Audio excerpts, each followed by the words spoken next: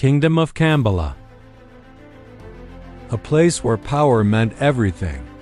Back then, kingdoms weren't built on love or kindness.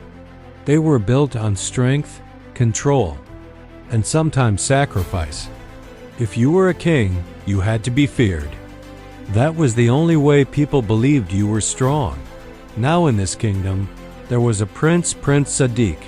He was born into all that power, raised inside the palace, trained to be a warrior, taught to be tough, fearless, and unshakable. But the truth is, Sadiq wasn't like that. While everyone around him believed strength was about force, he believed it was something else. He didn't like the idea of ruling people through fear. He didn't believe kindness made someone weak. And that difference made him feel like he didn't really belong, even in his own home. So one day, he left the palace in disguise, just to see how normal people lived. And what he saw changed him. The people in the village weren't thinking about power or control. They were just trying to survive, to live, to support each other. And that's where he met Amina. She wasn't royalty. She wasn't powerful.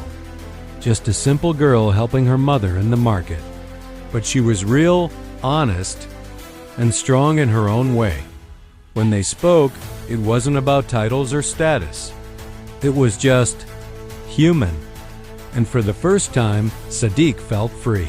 They started meeting in secret, far from the palace under a quiet baobab tree.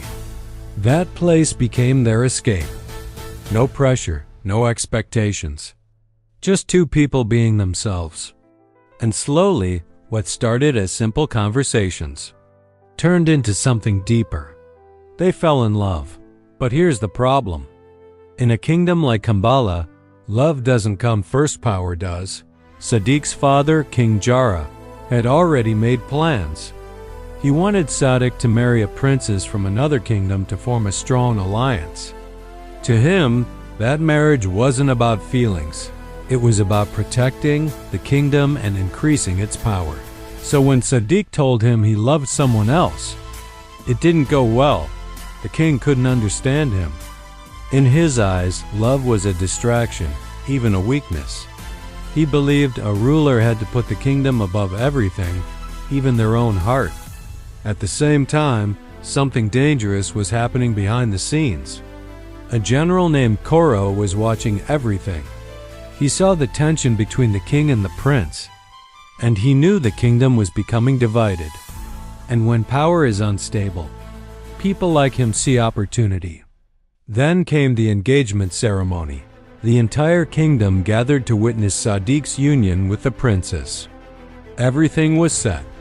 It was supposed to be a proud moment, a powerful alliance, but instead, Sadiq did something no one expected. He stood in front of everyone and refused. He chose truth over tradition. He chose love over power. And in that moment, everything changed. The crowd was shocked. The king was furious. It wasn't just disobedience, it felt like betrayal.